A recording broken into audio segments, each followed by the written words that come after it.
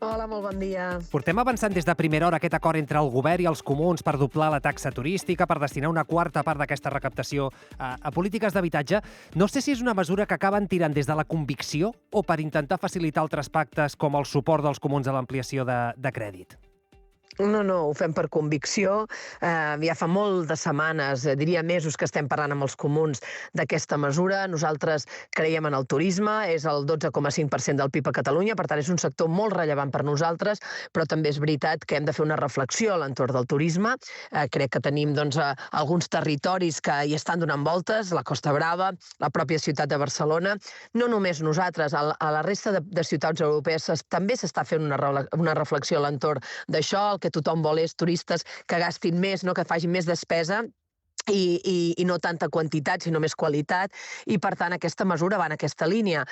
I no estem lluny de moltes capitals europees, és a dir, que no estem fent res que no hagin fet ja altres ciutats i que no vulguin fer encara més ciutats a la resta d'Europa. Per tant, és una mesura que fem convençuts per també això, no? Intentar pal·liar les externalitats negatives que també té el turisme en molts àmbits, no? Per exemple, en el territorial, no? En la de la sostenibilitat. I per tant, ho fem convençuts i ha sigut una aposta que hem treballat amb els comuns molt positivament i per tant, cap recança en aquesta proposta. Abans hem parlat amb el Joan Gaspar, del Gremi d'Hotels. Estava enfadadíssim, parlava d'una aberració, deien que de cop i volta es volen carregar el turisme, deia que això els dificultarà la millora de sous del sector perquè hauran de baixar preus per compensar la taxa.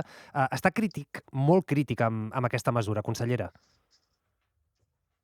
Bueno, escolta, jo respecto, evidentment, el senyor Gaspar, però em sembla que, en fi, que... Ahir estem perdent, crec, la cobertura amb la consellera Romero. A veure si podem recuperar-la de seguida. És que la consellera acaba d'arribar de Madrid, ahir va participar al Consell de Política Fiscal i Financera, que va ser una reunió agitada i ens consta que arribava amb l'AVE aquest mateix matí i ens ha atès tan bon punt arribava a l'estació. Quan ha aterrat, clar, aquestes coses que té, doncs, la cobertura, doncs, quan arriba el tren ja sabeu que hi ha un tram on la cobertura no acaba de funcionar quan arribes a Sants. Efectivament, li hem de preguntar també pel Consell de Política Fiscal. L'hem recuperat, consellera, ens havíem quedat, deia, respecto les crítiques del Gremi d'Hotels del senyor Gaspar. Sí, jo respecto les crítiques a tothom, però també val a dir que la taxa turística la paga el visitant, la paga amb una factura a part que recapta o que després s'envia, diguéssim, a la Generalitat o a l'Ajuntament, depèn de si hi ha recàrrec o no hi ha recàrrec, i per tant, en fi, no sé què té a veure això amb l'augment de sous i amb les condicions laborals. Crec que el senyor Gaspar confon les coses. Això està passant a tota Europa.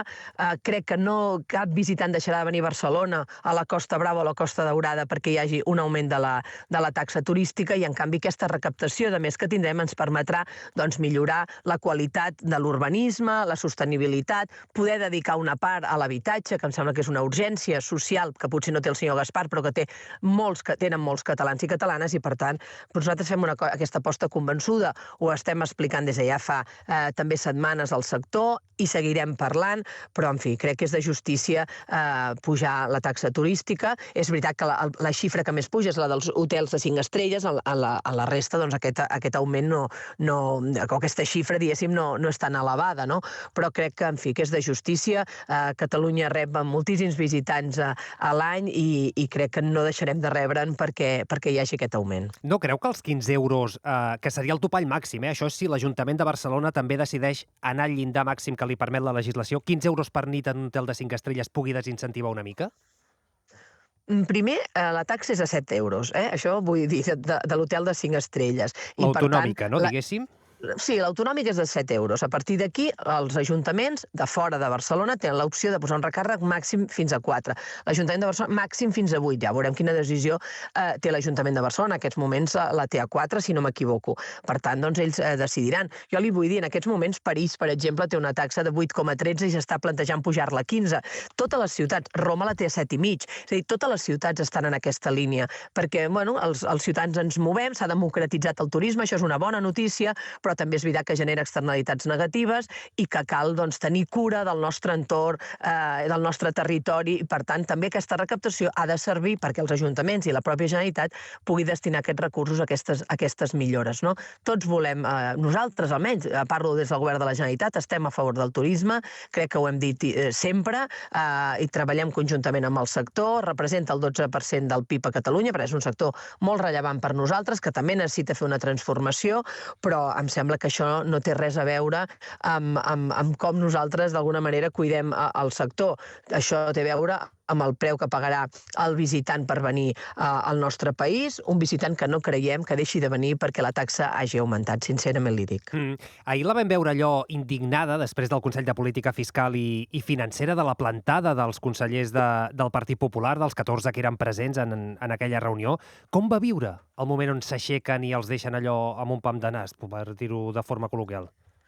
Bé, la veritat és que ens va sorprendre molt. Em sembla que és una falta de respecte institucional aixecar-se d'una reunió sense ni tan sols escoltar els arguments de tothom, no només del govern d'Espanya, sinó de la resta de comunitats autònomes. Crec que va ser una falta de respecte cap a la resta de comunitats, cap a la pròpia institució i l'organisme del Consell de Política Fiscal i Financera, que és un organisme on es representen totes les comunitats autònomes, per tant, tot el territori espanyol, però, a més, també una falta de respecte als ciutadans que ells representen, que cada comunitat autònoma representa en aquest organisme. Ells que s'han queixat tant de que els independentistes deixaven la cadira buida. Doncs bé, ahir ho van fer ells, es van aixecar i van deixar la cadira buida. La veritat és que ens va sorprendre molt, no van ser maneres ni formes, no van deixar contestar la vicepresidenta i crec que no és manera de fer política. El que hem de fer és dialogar entre tots, malgrat les discrepàncies, i després, evidentment, emetre el vot. I el vot cadascú és lliure de fer-lo en funció de les seves consideracions, però crec que no són maneres. És inèdit, no havia passat mai que el Partit Popular fes això. Jo crec que és, en fi, un espectacle que ens podríem estalviar tots plegats, perquè que els ciutadans no es mereixen aquesta actitud dels grups polítics. També li haig de dir, tenint en compte que hi ha diverses opinions dins del Partit Popular en relació a l'acceptació de la reducció del deute, també vam pensar tots els que ens vam quedar allà que probablement també era una maniobra per no votar en contra d'una cosa que després voldrien que els beneficiés, per tant, que no fos incoherent. En fi, va ser trist, diguéssim, perquè crec que, en fi, en aquests organismes tothom ha de mantenir la dignitat dels ciutadans als que representa. No sé si vostès creu, fent una mica d'autocrítica, que haguessin pogut cuidar més les formes. Li dic en el sentit que, esclar, és una quitança que qui anuncia és Oriol Junqueras, president d'Esquerra Republicana, abans que fins i tot la ministra Montero, i, per tant, que coneix abans Esquerra Republicana que les comunitats que han de rebre aquesta quitança.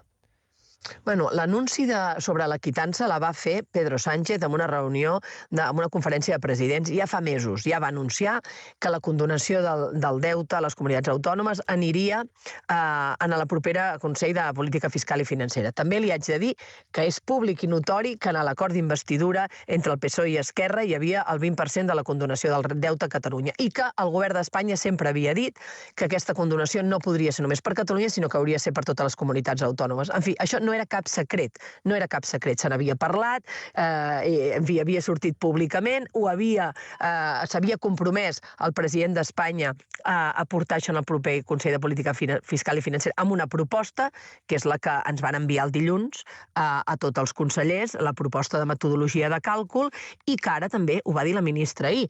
Ara vindrà acompanyada de reunions bilaterals amb les comunitats autònomes per fixar la xifra, que és veritat que hi ha una xifra allà, però després s'haurà d'entrar al detall d'aquesta xifra, exactament quin deute es condona, si el més antic, el més nou, i això pot generar algunes modificacions en la quantia que se'ns va donar, i també, cal dir-ho, s'ha d'anar al Congrés dels Diputats a modificar la llei orgànica d'estabilitat pressupostària, i això vol dir que has de tenir suports, i per tant el govern d'Espanya, que no té majoria parlamentària, els ha de buscar, i en aquest sentit ho havia fet amb Esquerra Republicana, que és qui li havia demanat això, és qui l'havia forçat.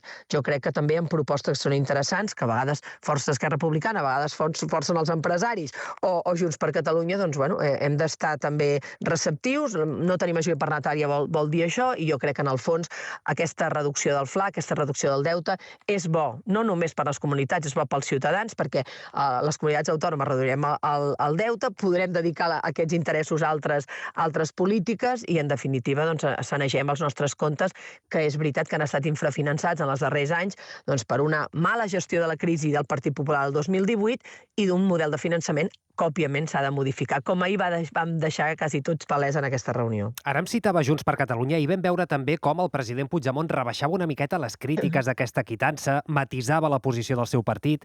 Creu que està garantida l'aprovació al Congrés dels Diputats o que caldrà suar-la com altres projectes?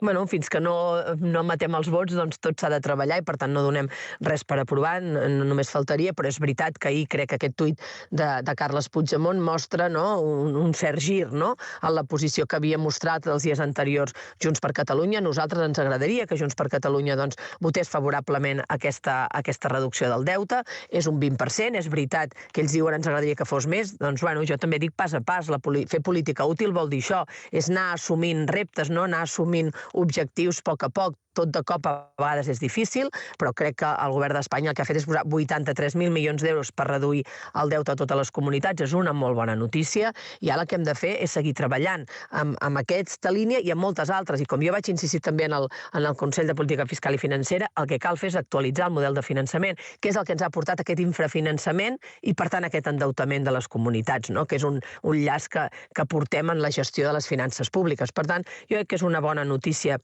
ahir aquest canvi, o aquesta posició de Junts per Catalunya, esperem que es pugui mantenir i que, òbviament, aquesta modificació s'aprovi al Congrés dels Diputats. Em deia ara, cal un nou sistema de finançament i, en aquest sentit, demà hi ha Comissió d'Afers Econòmics, això vol dir que reuneixen una altra de les bilaterals, aquesta setmana n'hem tingut unes quantes. Quina concreció hem d'esperar pel que fa al nou model de finançament, aquest finançament singular que també van pactar vostès amb Esquerra? El model de finançament, ho sap vostè, en l'acord d'investidura entre el PSC i Esquerra parla del primer semestre i, per tant, hi estem treballant. Tenim la comissió d'experts en marxa. No hi haurà novetats en general en relació al model de finançament. Ens hem donat aquest semestre i espero que a finals del semestre sí que puguem tenir notícies en aquests moments i estem treballant. Ara, sí que hi haurà alguns elements que desenvolupem de l'acord d'investidura, però no en relació a l'esquema de model de finançament, que això ho estem treballant i encara no hem tingut temps ni els treballs suficients per tancar-ho. És una mica més complexa, com ahir també es va demostrar i es va denotar en la taula del Consejo de Política Fiscal i Financiera. No ens dirà quins, no? Quins acords en diuen davant d'aquest acord d'investidura?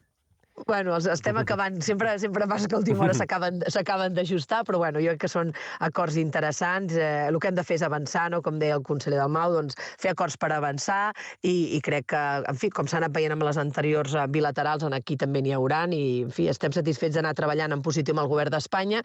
Estem acabant d'ajustar alguns acords finals, però bueno, espero que demà els hi puguem explicar tot. Doncs Alícia Romero, consellera d'Economia, quedem pendents de les explicacions. Gràcies de debò per ser avui a l'Aquí Catalunya, acabada de tornar de Madrid d'aquesta reunió del Consell de Política Fiscal.